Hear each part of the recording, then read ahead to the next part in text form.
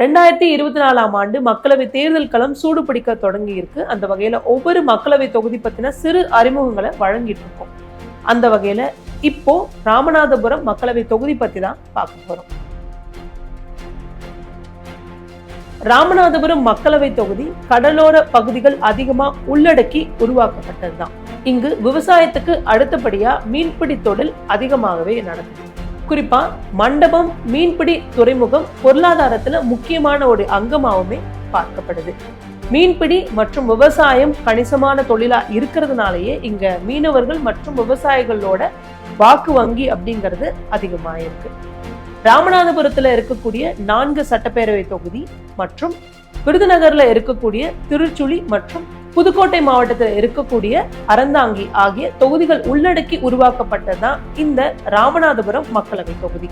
மேலும் இந்த தொகுதியை பொறுத்தவரையிலும் பலரும் வேலை வாய்ப்புக்காக அண்டை மாநிலங்களுக்கும் அண்டை நாடுகளுக்கும் போவது வாடிக்கையான ஒரு விஷயமா தான் இருக்கு. அரசியல் ரீதியா பார்த்தா முன்பு காங்கிரஸ் இங்க பலம் வாய்ந்த ஒரு கட்சியா இருந்திருக்கு. அதன் பின்பு திமுக அதிமுக என இரு திராவிட கட்சிகளும் அந்த இடத்தை பிடிச்சுக்கிறாங்க. பின்பு பல நேரங்கள்ல இந்த இரு கட்சிகளுக்கு தான் இங்க நேரடியான போட்டியும் இருந்திருக்கு. இருந்த போதிலுமே காங்கிரஸ், தமிழ் மாநில காங்கிரஸ் இந்த கட்சிகளோட கூட்டணி அமைச்சு இந்த தொகுதியில வெற்றி பெற்றிருக்காங்க அப்படிங்கிறதும் குறிப்பிடத்தக்கது. ராமநாதபுரம் மக்களவை தொகுதியில இடம்பெற்றிருக்கக்கூடிய சட்டப்பேரவை தொகுதிகள் எவை? ராமநாதபுரம், முதுகுளத்தூர், பரமக்குடி, திருவாடனை, திருச்சுழி, அறந்தாங்கி ஆகிய சட்டப்பேரவை தொகுதிகள் இதுல இடம்பெற்றிருக்கு. ராமநாதபுரம் மக்களவை தொகுதியில இருக்கக்கூடிய மொத்த வாக்காளர் எண்ணிக்கை என்ன? 16,06,014 ஆண் வாக்காளர்கள், 7,96,989 பெண் வாக்காளர்கள், 8,08,942 மூன்றாம் பாலின வாக்காளர்கள் 83 பேர்.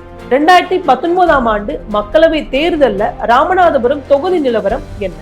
திமுக கூட்டணியில போட்டியிட்ட இந்திய முஸ்லிம் லீக் கட்சி வேட்பாளர் நவாஸ்கனி 4,69,943 வாக்குகள் பெற்று வெற்றியை பதிவு செஞ்சாங்க.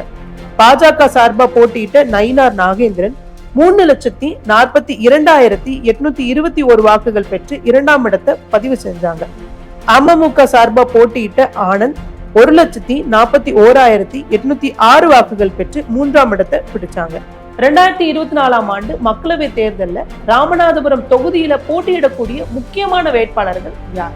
திமுக கூட்டணியில இந்தியன் முஸ்லிம் லீக் கட்சி சார்பா நவாஸ்கனி மீண்டும் போட்டியிடுறாரு. அதிமுக சார்பா ஜெயபெருமாள் இங்கு களம் காணவிருக்கிறாரு. பாஜக சார்பா முன்னாள் முதல்வர் ஓ பன்னீர்செல்வம் இங்கு போட்டியிடுறாரு. நாம் தமிழர் கட்சி சார்பா சந்திரபிரபா ஜெயபால் இங்கு போட்டியிடுறாங்க.